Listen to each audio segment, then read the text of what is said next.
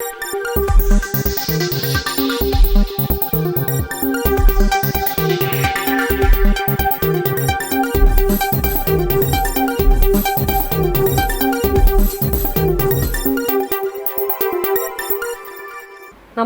നിലവര വിശേഷങ്ങളിലേക്ക് സ്വാഗതം.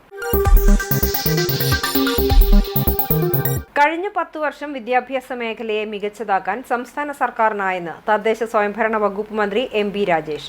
സ്കൂൾ പഠന നിലവാര സൂചികയിൽ കേരളത്തിന് ഒന്നാമതെത്താൻ കഴിഞ്ഞതും സർക്കാരിന്റെ ഈ ഇടപെടൽ കൊണ്ടാണെന്നും മന്ത്രി പറഞ്ഞു. തൃത്താല മണ്ഡലത്തിലെ ചാത്തന്നൂർ സ്കൂളിന്റെ UP വിഭാഗം ഹൈടെക് ക്ലാസ് റൂം കോംപ്ലക്സും സ്കൂൾ വാർഷികവും ഉദ്ഘാടനം ചെയ്യുകയായിരുന്നു മന്ത്രി.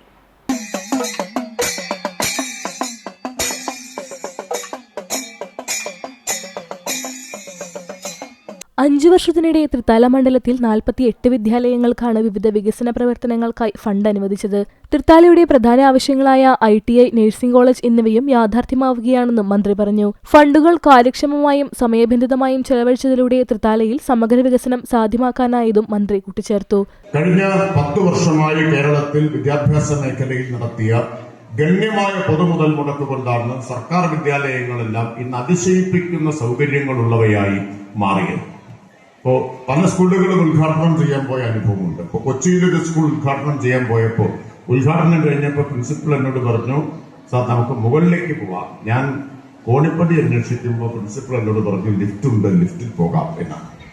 അങ്ങനെയുള്ള സ്കൂളുകൾ ഉൾപ്പെടെ കേരളത്തിൽ ഇന്ന് വന്നു കഴിഞ്ഞു. ഇന്ത്യയിൽ ഏറ്റവും കൂടുതൽ ക്ലാസ് മുറികൾ ഹൈടെക്കായി മാറിയ സംസ്ഥാനം കേരളമാണ്.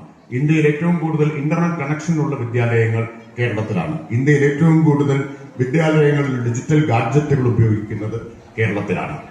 ഇന്ത്യയിൽ കഴിഞ്ഞ 8 വർഷമായി തുടർച്ചയായി സ്കൂൾ പഠന നിലവാര സൂചികയിൽ സ്കൂൾ ക്വാളിറ്റി ഇൻഡെക്സിൽ ഒന്നാമത് നിൽക്കുന്ന സംസ്ഥാനവും കേരളമാണ്. അതിന് കഴിഞ്ഞത് സർക്കാർ വിദ്യാലയങ്ങളിൽ സർക്കാർ നടത്തിയ ഈ വലിയ മുതൽ മുടക്കാണ്. അതിന്റെ ഗുണഭോക്താക്കൾ ആരാണ്? വലിയ ഫീസ് കൊടുത്ത് മക്കളെ അൺഎയ്ഡഡ് ഇംഗ്ലീഷ് മീഡിയം സ്കൂളുകളിലേക്ക് പറഞ്ഞയക്കാൻ കഴിയാത്ത സാധാരണ മനുഷ്യരുടെ കുട്ടികൾക്ക് ഗുണമേന്മയുള്ള വിദ്യാഭ്യാസം കിട്ടുന്നു എന്നതാണ് അതിന്റെ പ്രത്യേകത. സംസ്ഥാന സർക്കാരിന്റെ പൊതുവിദ്യാഭ്യാസ സംരക്ഷണ യജ്ഞത്തിന്റെ ഭാഗമായി കിഫ്ബി ഫണ്ടിൽ നിന്നും 3.9 കോടി രൂപ ചെലവിലാണ് അത്യാധുനിക സൗകര്യങ്ങളോടെ കെട്ടിടം നിർമ്മിച്ചത്. 3 നില കെട്ടിടത്തിൽ 18 ക്ലാസ് മുറികളാണുള്ളത്. പരിപാടിയിൽ തിരുമിറ്റക്കോട് ഗ്രാമപഞ്ചായത്ത് പ്രസിഡന്റ് KPV ബിലേഷ് അധ്യക്ഷനായി. Vice president Sharmila, Thrithala block panchayat അംഗം M Rajeesha, AEO K Prasad, PTA president T Ratnakumar, MPDA Noorjahan, principal KJ Ambili, headmistress M Bindu, staff secretary Mallika, school chairman Muhammad Sinan, രാഷ്ട്രീയ പാർട്ടി പ്രതിനിധികൾ, അധ്യാപകർ, വിദ്യാർത്ഥികൾ തുടങ്ങിയവർ പങ്കെടുത്തു. തിരുമിറ്റക്കോട് ഗ്രാമപഞ്ചായത്ത് AE ബിന്ദു റിപ്പോർട്ട് അവതരിപ്പിച്ചു. സംസ്ഥാന കലാകായിക മത്സരങ്ങളിൽ വിജയം നേടിയ വിദ്യാർത്ഥികളെ മന്ത്രി ആദരിച്ചു.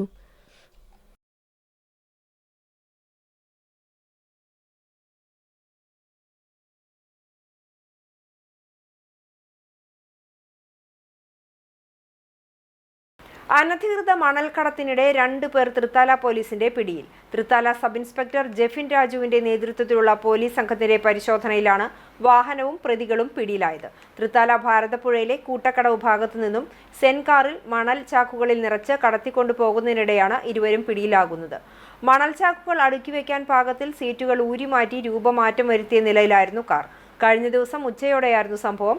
ASI ജോൺസൺ, മറ്റു പോലീസ് ഉദ്യോഗസ്ഥരായ കൃഷ്ണൻ, ഉണ്ണികൃഷ്ണൻ, മനുമോഹൻ എന്നിവരും പ്രതിയെ പിടികൂടിയ സംഘത്തിൽ ഉണ്ടായിരുന്നു. ഒരു വിദ്യാലയത്തെയും അടച്ചുപൂട്ടിക്കാതെ സർക്കാർ ഏറ്റെടുത്ത് മികവിന്റെ കേന്ദ്രങ്ങളാക്കിയെന്ന് തദ്ദേശ സ്വയംഭരണ മന്ത്രി M.P. രാജേഷ്. അഖിലാണം ഗവൺമെന്റ് LP സ്കൂളിലെ പുതിയ കെട്ടിടം ഉദ്ഘാടനം ചെയ്ത് സംസാരിക്കുകയായിരുന്നു മന്ത്രി.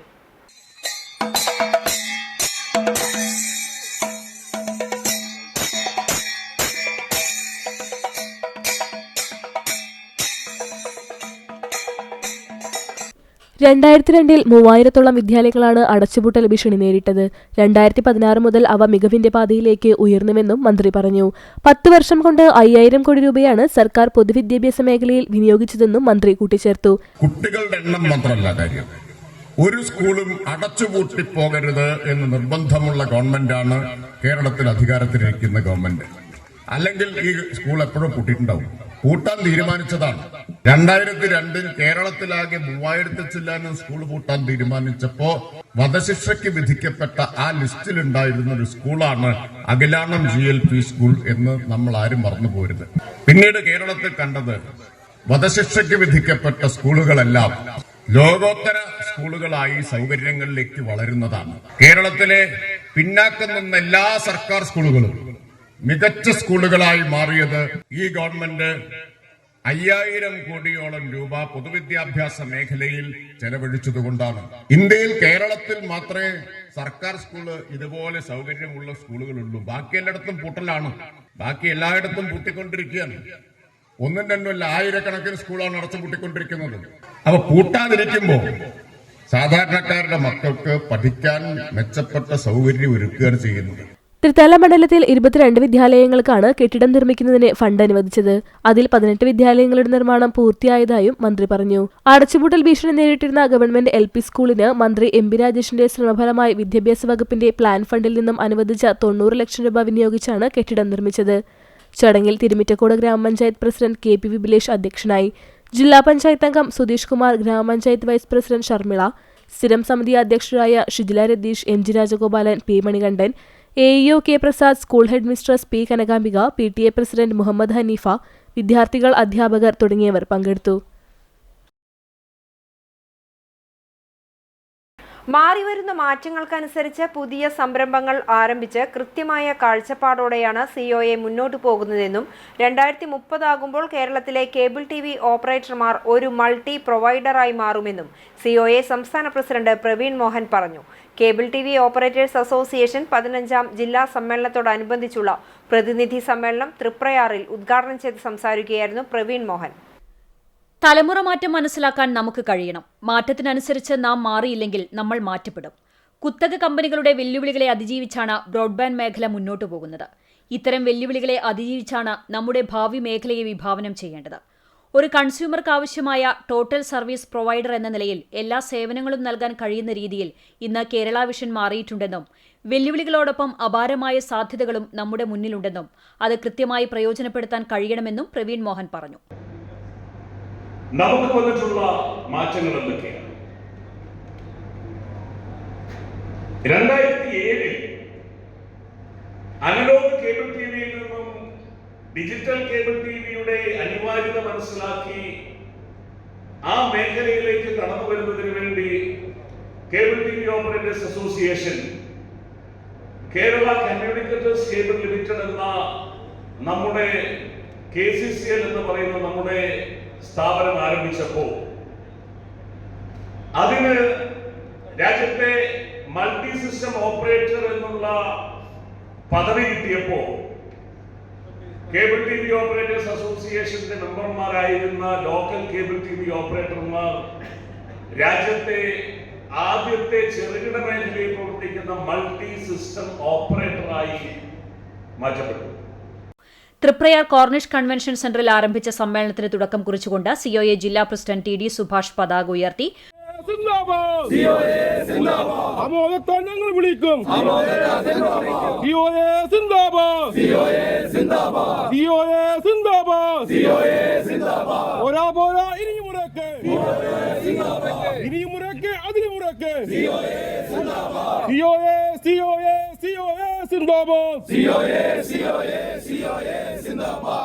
തുടർന്ന് നടന്ന പ്രതിനിധി സമ്മേളനത്തിൽ ജില്ലാ പ്രസിഡന്റ് TD സുഭാഷ് അധ്യക്ഷത വഹിച്ചു.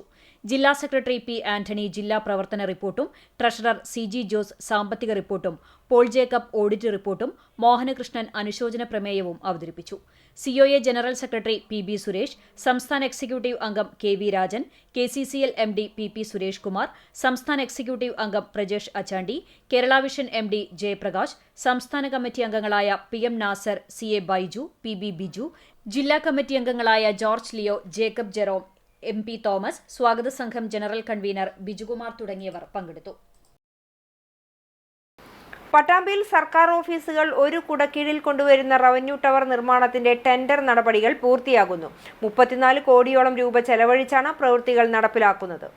പട്ടാമ്പിയിലെ സർക്കാർ ഓഫീസുകൾ ഒരു കുടക്കീഴിൽ കൊണ്ടുവരിക എന്ന ലക്ഷ്യത്തോടെയാണ് മേലെ പട്ടാമ്പി പെരിന്തമണ്ണ റൂട്ടിൽ നഗരസഭ വിട്ടു നൽകിയ സ്ഥലത്ത് റവന്യൂ ടവർ നിർമ്മിക്കുന്നത്.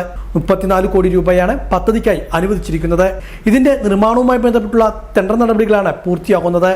ഇതിന്റെ ഭാഗമായി മുഹമ്മദ് മോഹസിൻ എംഎൽഎയുടെ നേതൃത്വത്തിൽ സ്ഥലം സന്ദർശിച്ചു.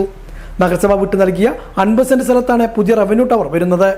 ഇത് യാഥാർത്ഥ്യമാവുന്നതോടെ നിലവിലെ മിനി സിവിൽ സ്റ്റേഷൻ കെട്ടിടം പട്ടാമ്പി താലൂക്ക് ആശുപത്രിയുടെ വികസന പ്രവർത്തനങ്ങൾക്കായി മാറ്റും. 5 നിലകളിലായാണ് റവന്യൂ ടവർ വിഭാവനം ചെയ്തിരിക്കുന്നത്. സംസ്ഥാന ഹൗസിംഗ് ബോർഡിന്റെ മേൽനോട്ടത്തിലാണ് നിർമ്മാണ പ്രവൃത്തികൾ. ടെൻഡർ നടപടികൾ വേഗത്തിൽ പൂർത്തിയാക്കി നിർമ്മാണ പ്രവൃത്തികൾ ആരംഭിക്കാനാണ് ലക്ഷ്യമെന്ന് മുഹമ്മദ് മോഹസിൻ എംഎൽഎ പറഞ്ഞു. എംഎൽഎയുടെ നേതൃത്വത്തിൽ സ്ഥലം സന്ദർശിക്കുകയും ചെയ്തു. നഗരസഭാ chairperson T P Shaji, tahsildar T P Kishore, മറ്റു ഉദ്യോഗസ്ഥരും സ്ഥലത്തെത്തിയിരുന്നു. സർക്കാർ ഓഫീസുകളിലെ ഏറ്റവും വലിയ ടവറായിട്ട് വരാൻ പോകുന്ന റവന്യൂ ടവറിൻ്റെ നിർമ്മാണത്തിന് മുന്നോടിയായിട്ടുള്ള ടെൻഡർ പൂർത്തീകരിക്കാൻ പോവുകയാണ്.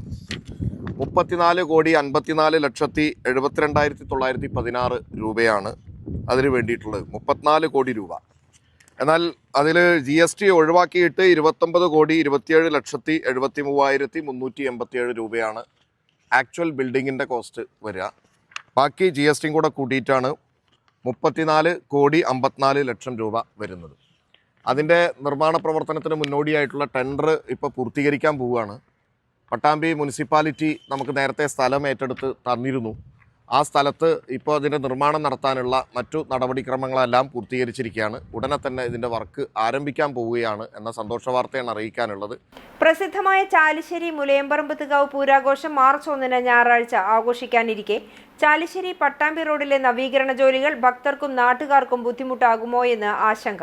തൃശൂർ ജില്ലാതിർത്തിയായ തണത്തറ പാലം മുതൽ കൂറ്റനാട് പള്ളി വരെ റോഡിന്റെ ഇരുവശങ്ങളിലും അഴുക്കുചാൽ നിർമ്മാണം പുരോഗമിച്ചുകൊണ്ടിരിക്കുകയാണ്. ചാലിശ്ശേരി ക്ഷേത്ര മൈതാനത്തിന്റെ ഭാഗങ്ങളിൽ സരസ്മേളയ്ക്ക് ശേഷമാണ് റോഡിന്റെ ഒരു വശം ഏകദേശം 3 മീറ്റർ നീളത്തിലും 1 അടി താഴ്ചയിലും മണ്ണു മാറ്റിയിട്ടുള്ളത്. ഈ ഭാഗം സിമന്റ്, കരിങ്കല്ല് എന്നിവ ചേർത്ത് മൂടിയ ശേഷമേ അഴുക്കുചാലുകൾക്ക് സ്ലാബുകൾ സ്ഥാപിക്കാൻ കഴിയൂ. എന്നാൽ ഇതുവരെ ഈ പ്രവർത്തനങ്ങൾ പൂർത്തിയായിട്ടില്ല. തണത്തറ പാലം മുതൽ മൈതാനം അവസാനിക്കുന്ന ഭാഗം വരെ റോഡിന്റെ ഒരു വശം ഇപ്പോഴും മണ്ണ് മാറ്റിയ നിലയിലാണ്. രാത്രി സമയങ്ങളിൽ അപകട സാധ്യതയും ഏറെയാണ്. പൂരത്തലേന്ന് നടക്കുന്ന പൂരവാണിഭ ദിനത്തിലും പൂരദിവസമായ മാർച്ച് 1-നും ആയിരക്കണക്കിന് ആളുകളാണ് മൈതാനത്തേക്ക് ഒഴുകിയെത്തുക. 3 ജില്ലകളിൽ നിന്നായി ഏകദേശം 45 ഗജവീരന്മാർ അണിനിരക്കുന്ന പ്രധാന ഉത്സവമായതിനാൽ നാടിന്റെ ഉത്സവത്തിന് മുമ്പായി കൂടുതൽ ജോലിക്കാരെ ഈ മേഖലയിൽ നിയോഗിച്ച് നിലവിലുള്ള റോഡ് നവീകരണ പ്രവർത്തനങ്ങൾ വേഗത്തിലാക്കണമെന്നാണ് നാട്ടുകാരുടെയും ഉത്സവ സംഘാടക സമിതിയുടെയും ശക്തമായ ആവശ്യം. സംസ്ഥാന ഹജ്ജ് കമ്മിറ്റിയുടെ പാലക്കാട് ജില്ലയിലെ 2ാം ഘട്ട സാങ്കേതിക പരിശീലന ക്ലാസ് തൃത്താല ലുസൈൽ പാലസിൽ നടന്നു. തദ്ദേശ സ്വയംഭരണ വകുപ്പ് മന്ത്രി MB രാജേഷ് ഉദ്ഘാടനം ചെയ്തു. മുഹമ്മദ് മോഹസിൻ MLA അധ്യക്ഷത വഹിച്ചു. സാങ്കേതിക പഠന ക്ലാസ്സിന് സംസ്ഥാന ഹജ്ജ് കമ്മിറ്റി ഫാക്കൽറ്റിമാരായ NP Shajahan, KM Muneerul Haq, Muhammad Ali master എന്നിവർ നേതൃത്വം നൽകി. സംസ്ഥാന Haj committee assistant secretary Jafar Kakkooth, Palakkad ജില്ലാ ട്രെയിനർ KP ജാഫർ, അഷ്റഫ് പള്ളത്ത് എന്നിവർ സംസാരിച്ചു. വ്യാപാരി വ്യവസായി ഏകോപന സമിതി നേതാവായിരുന്ന T നസറുദ്ദീനെ വല്ലപ്പുഴയിൽ അനുസ്മരിച്ചു. ഇതോടനുബന്ധിച്ച് മുതിർന്ന വ്യാപാരികൾക്ക് ആദരവും വ്യാപാര ഭവൻ കമ്പ്യൂട്ടർ വൽക്കരണ ഉദ്ഘാടനവും നടന്നു. കേരള വ്യാപാരി വ്യവസായി ഏകോപന സമിതി വല്ലപ്പുഴ യൂണിറ്റിന്റെ നേതൃത്വത്തിലാണ് മുൻ പ്രസിഡന്റായിരുന്ന നസറുദ്ദീനെ അനുസ്മരിച്ചത്. ഇതോടൊപ്പം യൂണിറ്റിന്റെ ഓഫീസ് കമ്പ്യൂട്ടർ വൽക്കരണവും നടത്തി. മുതിർന്ന വ്യാപാരികൾക്ക് ആദരവും നൽകി. വിവിധ മത്സരങ്ങളിൽ പങ്കെടുത്ത് A ഗ്രേഡ് നേടിയ വല്ലപ്പുഴ ഗ്രാമപഞ്ചായത്തിലെ വിദ്യാർത്ഥികൾക്ക് അനുമോദനവും നൽകി. ജില്ലാ വൈസ് പ്രസിഡന്റ് മുസ്തഫ മുളയങ്കാവ് ചടങ്ങ് ഉദ്ഘാടനം ചെയ്തു. കച്ചവടക്കാരനായി Kozhikode Malabar chamber of commerce എന്ന് പറയുന്ന ഒരു വ്യാപാര സംഘടന. അതിനിടയിൽ ഏകോപന സമിതി 81 രൂപീകരിച്ചപ്പോൾ 84 ആ സംഘടനയിൽ ഏകോപന സമിതിയിൽ ചേർന്ന് കോഴിക്കോട് ജില്ലാ പ്രസിഡന്റായി. കോഴിക്കോട് ജില്ലാ പ്രസിഡന്റ് സ്ഥാനത്ത് നിന്ന് അദ്ദേഹം 85 തന്നെ സംസ്ഥാന ജനറൽ സെക്രട്ടറി, 91 സംഘടനയുടെ പ്രസിഡന്റ്, സംസ്ഥാന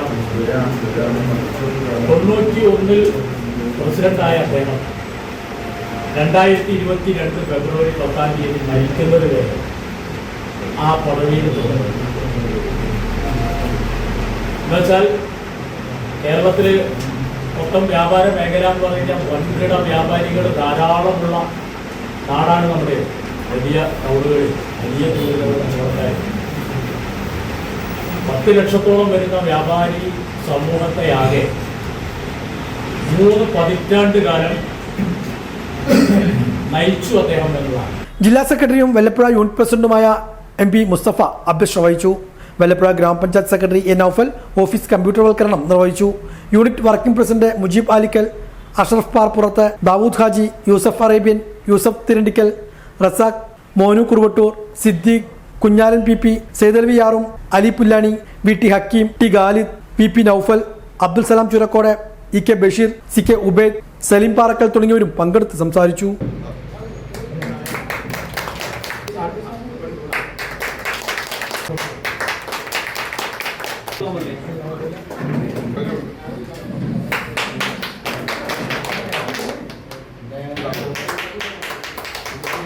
കേരള NGO യൂണിയന്റെ പട്ടാമ്പി ഏരിയ 63ാം വാർഷിക സമ്മേളനം സംഘടിപ്പിച്ചു. യൂണിയൻ സംസ്ഥാന വൈസ് പ്രസിഡന്റ് TM ഹാജിറ സമ്മേളനം ഉദ്ഘാടനം ചെയ്തു. കേരള NGO യൂണിയൻ പട്ടാമ്പി ഏരിയയുടെ 63ാം വാർഷിക സമ്മേളനം പട്ടാമ്പി ചിത്ര ഓട്ടോത്തിൽ വെച്ചാണ് സംഘടിപ്പിച്ചത്. NGO യൂണിയൻ സംസ്ഥാന വൈസ് പ്രസിഡന്റ് TM ഹാജിറ സമ്മേളനം ഉദ്ഘാടനം ചെയ്തു.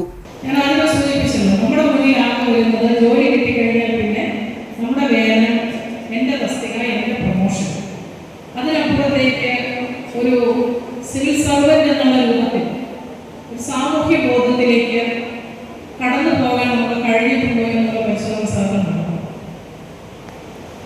നമ്മൾ സിവിൽ സർവന്റ് ആവുന്നത് കേവലമായി നമ്മുടെ ജോലിയുടെ ഭാഗം മാത്രമല്ല, അതൊരു ഗവൺമെന്റിന്റെ നയം സാധാരണക്കാർക്ക് നടപ്പിലാക്കാൻ വേണ്ടിയിട്ടാണ്. അപ്പോൾ നമ്മൾ കുറച്ച് മനുഷ്യത്വപരമായിട്ടുള്ള കാര്യങ്ങൾ കാണേണ്ടതുണ്ട്. അങ്ങനെ നമ്മൾ ആകുന്നുണ്ടോ, അങ്ങനെ പരിശോധിക്കാൻ, അങ്ങനെ ഒരു പരിശോധന കൂടി നമുക്ക് വേണം. അതുകൊണ്ടാണ് 2016 മുഖ്യമന്ത്രി ജീവനക്കാരെ യോഗം വിളിച്ചുകൊണ്ട് പറഞ്ഞത്, നിങ്ങളുടെ മുന്നിൽ വരുന്ന ആളുകളെ നിങ്ങളൊന്ന് ചിരിച്ചൊന്ന് കാണിക്കണം. അവരുടെ പ്രശ്നം പരിഹരിച്ചാലെങ്കിലും അത് ആ വരുന്ന ആൾക്ക് കൊടുക്കുന്നൊരു റിലീഫുണ്ട്. അപ്പൊ നമ്മൾ തന്നെ നമ്മുടെ ഓഫീസിൽ പുറത്ത് മറ്റൊരു ഓഫീസിൽ ഒരു ആവശ്യത്തിന് പോയാൽ എന്താ നമ്മുടെ സ്ഥിതി? ഇപ്പൊ നമുക്ക് റവന്യൂ ഓഫീസിൽ ഒരു ആവശ്യത്തിന് പോകാം, വിദ്യാഭ്യാസ ജോലി ചെയ്യുന്ന ഒരാൾ റവന്യൂ ഓഫീസിൽ ഒരു ആവശ്യത്തിന് പോവുക. നമ്മൾ ആദ്യം ചോദിക്കുന്നത് അവിടെ പോയാൽ ആരെയാണ് കാണുന്നത്. T ഉണ്ണികൃഷ്ണൻ അധ്യക്ഷനായിരുന്നു. C ശ്രീപ്രദീപ് മറ്റു ഭാരവാഹികളും പങ്കെടുത്ത് സംസാരിച്ചു. ഇതോടെ നിളയൊരു വിശേഷങ്ങൾ സമാപിക്കുന്നു. നമസ്കാരം.